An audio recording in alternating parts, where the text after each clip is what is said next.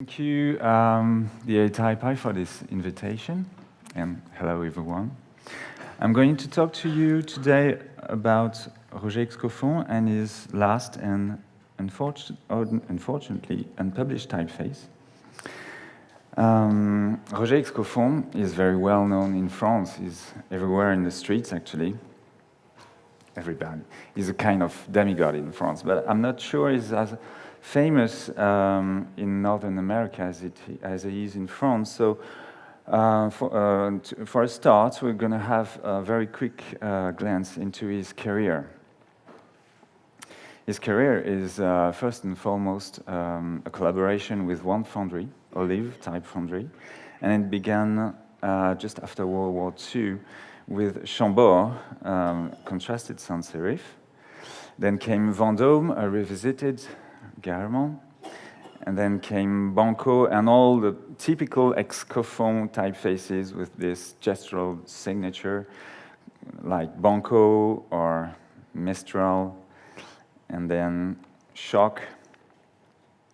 Then came Diane and Calypso, and finally his great work, Antique Olive, on which he worked for more than 10 years, until 71. A French competitor to the Swiss sans serif from the 50s. And then 2 years later, Berthold Type Foundry contacted him and proposed him a commission for a typeface especially designed for phototype setting. It should have been called Excoffon Book. Excoffon would work for more than 2 years, 3 years actually, on this project, and eventually sent the production drawings to the foundry. But then, suddenly and quite mysteriously, the foundry said no and broke the contract and sent back all the production drawings and his copyrights to Excoffon. And then the typeface remained in the box for more than 35 years, and nothing happened anymore. Until 2009, where I met the family at an art gallery where they would organize an exhibition of Excoffon's paintings, like this one. And at this time, I was launching Bureau des Affaires Typographiques with my fellow associates, like Jean-Baptiste Levé, that is well known here. And I happened to know that my hero, Roger Excoffon, had an unpublished typeface, and I went like crazy. So I started to discuss and actually harass the family to try to publish the fonts. And that led us to 2015, when we finally came to an agreement on the simple and quite naive, actually, I was to discover, project of digitizing and publishing these fonts. That was supposed to be complete by Roger Excoffon. I discovered it was not. The typeface, this is it. A very surprising, very different old-style serif, very weird in itself, but strange also in the way that you don't recognize at all Excoffon's signature. It's very different from everything he did before, with all this roundness, all these weight displacements, all these design details, like when you see those parts of the letters that don't get aligned to the baseline and alignment zones in general. And this is my first digitization, a kind of sketch of digitization that I made very quickly, just to start to handle the font, to see how it was behaving in text and how it was functioning. So the light version, the bold version, and the light italic version. Very strange face, as you can see. Doing this, I unfortunately discovered that there were some oddities that I call problems. I'm not sure there are problems, but I think they are, and I don't have the time this morning to go into the details, but it concerns alignment zones that are not really consistent at first sight.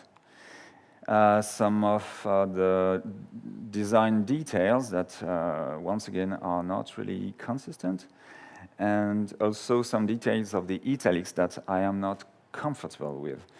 But, well, to say for sure that at this point I started to wonder if it was only possible to publish a font that, as I was discovering, was not completed by its author.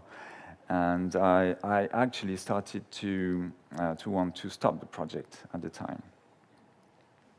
But in the meantime, I had also discovered and learned more on the context of the typeface, and realized that this funny typeface, this strange typeface, was not at all, was actually something very important to the eyes of Excoffon. It was a big project for him. See for yourself this quotation of 74, when he was working on the project. Excoffon typeface will be the end product of all my thinking, the sum of everything I have accumulated during my career as a typographer. It happens to be a commission, but I have always wanted to do this old style. More than a wish, it was a need. So you see something very important for him. And in 77, 1 year after the contract breach, he says about Anticollive, it's his former project before Excoffon Book. I believe that this typeface, Anticollive, is much more than a commercial product. I gave it many of the elements of a new typography that I still dream about, and that I have even worked on occasionally since then. So here we learn two important things about the project. First thing is that it's about a dream, a big dream of a great man, Roger Excoffon, that wanted to renew typography, to propose something like a new typography, so something very important for him. And the second thing is that Excoffon Book is linked with Anticollive. Those two last typefaces of Excoffon were made actually inside the same intellectual framework, a same reflection he was having at this time. So I started to investigate a little bit about the context of this former project, Anticollive. And once again, I have to go very quickly, but I discovered that in the mid-50s, at the very beginning of this Anticollive project, he started actually to write down all his ideas, all his concepts into a book. We have like more than 100 pages of a theoretical essay he was starting to do and wanting to publish, so it seems, and something very ambitious. So I have to go very quickly, but there are some great ideas that I can tell you about, and that really enlighten and explain what he was trying to do with this very strange typeface, Excoffon Book. The first concept is the intellectual framework. Within, he developed some design principles for his new typography. So it's called Theory of Functional Design of the Letter. It says, in one word, it says that from Gutenberg to nowadays, type designers have always designed letters, inheriting of them and just transforming them, following the style of their era, but not questioning them, not trying to improve them, and not trying to improve their legibility. So he opposes functional design to rational design, to traditional design, that he calls decorative. Believe it or not, but even the sans serif of the 20s and 30s, he criticizes them firmly. He says that they are decorative faces.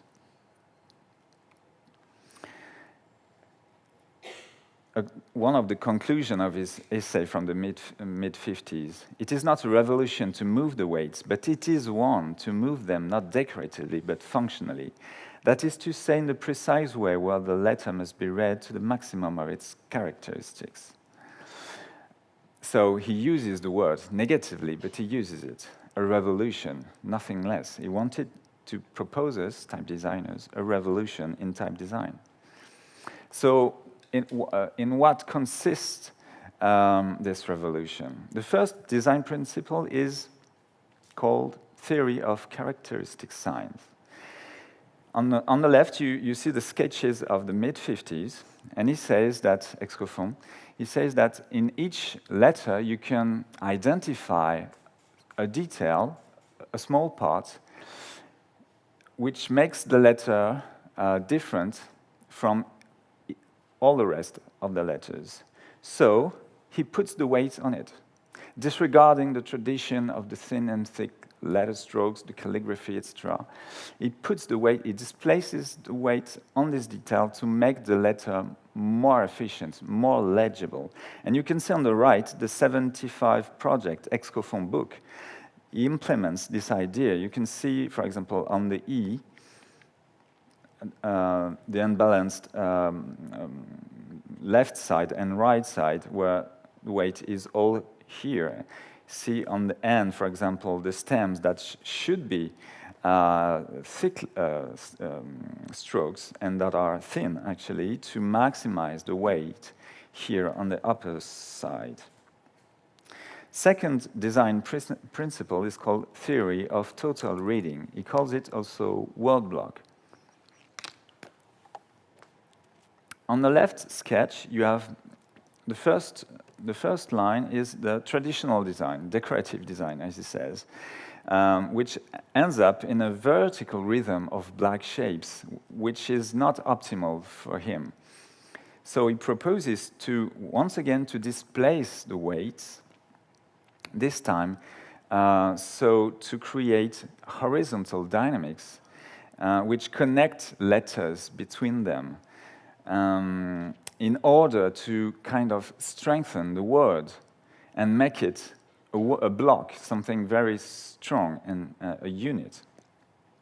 And you can see on the right, in Excoffon Book, how the weights are displayed, so that, for example, here between the B and the O, you have those black parts that kind of counterbalance the vertical rhythm and connects the letter, again, between the O and the N here, between the O and the U on the downward, etc.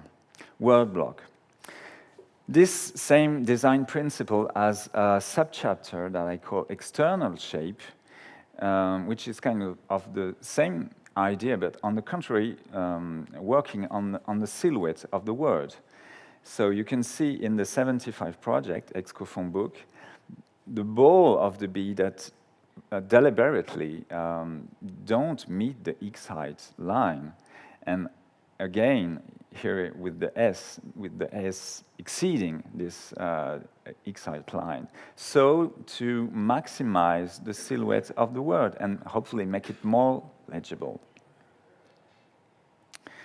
And last concept I have identified, or I think I have, I call it fluidity of shapes. Actually, I didn't find it in the theoretical essay, but I'm sure there is one. I'm sure that in this fluidity of shape, with this bizarre design of the letters he was doing, there is a concept, there is an idea he wants to implement to try to achieve some efficiency effect. But to this day, I haven't found what is it precisely. So now what is interesting is to compare those two typefaces, Untitled and Excoffon Book, and to detail all the stages of development of the typeface. On the right, on the left column, sorry, you have the first project. Katsilu was the project name for Untitled. And believe it or not, but these are the first stages of this typeface. So you can see there has been a very strong evolution. And once again, we have to go very quickly this morning, but you can probably feel that in the early stages, he was trying hard to implement these bold ideas of his general theory, and finally, step by step, he lowered his implementation of these concepts, so to end up with this typeface that has been a commercial success. He was very proud of this typeface. That was a very big typeface at the time, and still is very influential. But what I realized working on this is that Antiquolive was not the typeface that could embody and demonstrate his ideas about renewing type design.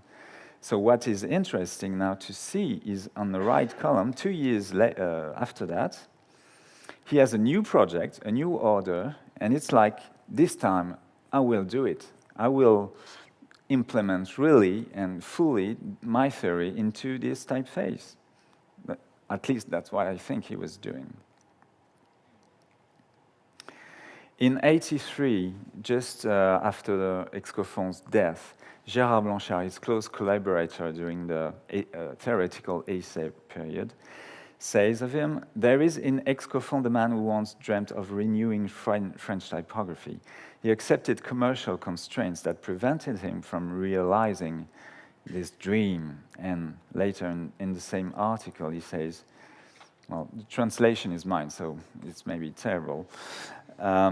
The displacement of weights shows the evolution of Excoffon's thinking with regard to the current reading letter, and his very peculiar ideas that it dreamt of pushing further into another typeface that never saw the light of day, meaning Excoffon Book.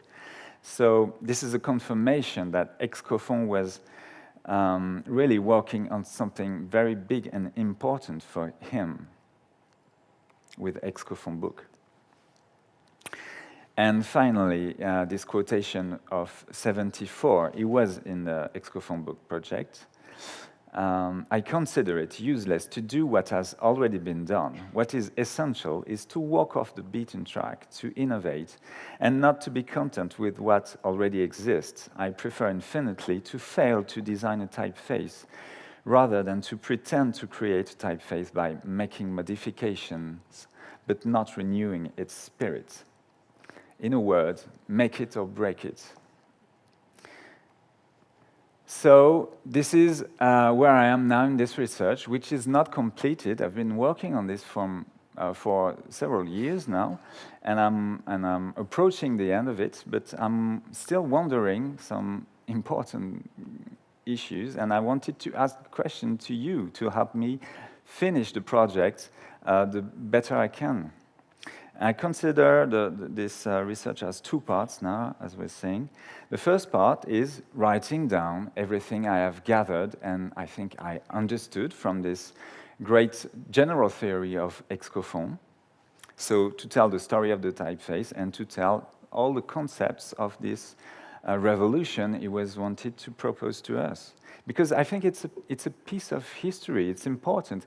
Even if it is outdated, even if it's weird, it's the great dream of a great man, and it has, I think, important things to tell us about what is a bold attitude of a type designer towards his own practice. So it's interesting for our generation.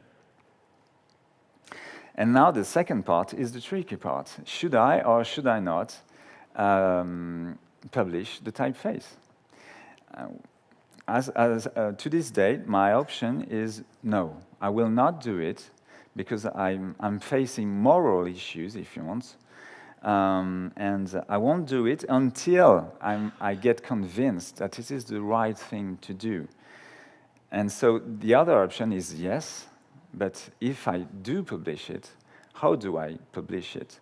Do I publish it as it is, digitizing as close as possible to the sketches he left before he died, without touching anything, but at the risk of giving a bad image of Excoffon, who was a perfectionist. And so it would be strange. His last typeface contains something that people can find clumsy. Or should I publish it retouched, rectified, optimized, call it whatever you want, but anyway, with choices that I would make alone without Excoffon next to me to validate my choices, at the risk of betraying some of his ideas and even not seeing some of the ideas he was developing. Or is there any third way to avoid those problems? So this is my questions. And I'm asking you them too today. So you can really help me completing this project by very simple means. First, giving me your opinion, giving me your reaction. Have you ever faced in your career some kind of comparable dilemma? What would you do at my place? And the second thing is giving me any piece of information that could help me understand a little bit more the context of this typeface. I'm thinking in particular about the Bertold point of view. I would be very interested in meeting someone who hopefully has worked at Bertold at the time, in the early 70s, and who could have heard what the head office of Bertold would think about this project and why they refused it eventually. It would be very interesting. Any piece of information and any reaction will be very welcome. So I thank you for your attention, but before I end up this little talk, I want to play a little game with you. The name of the game is Showing Your Hands. What do you think? You want to play with me? It would be very helpful for me to make the right decision. So it will. I really hope you will participate to this game. It's very little if I have just one more minute. So I'm facing three options. The first option is publishing the font as it is, not retouching anything. The second option is publishing it, modified, optimized my way, the way I think it's the better way. And the third option is not publishing it, for whatever reason you think it should not be published. So, there's a fourth option, publishing both. Yes.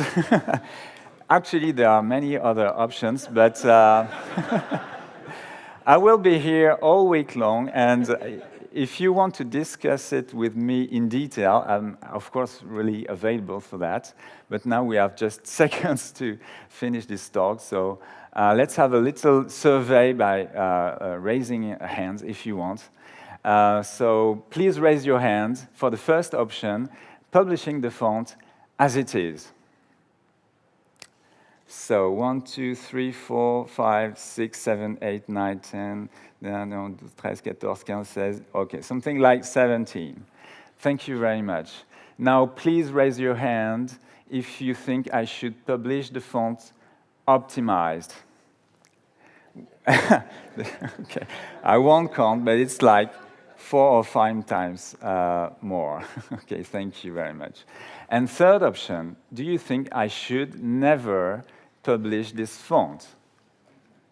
Oh, that's interesting. 1, 2, 3, 4, 5, 6, 8, 9, 10, 11, 12, 13, 14, 15, 16, 17, 18, 19, 20, 21, 22, 23, 24, 25. Okay. Thank you very much, everyone. It is not...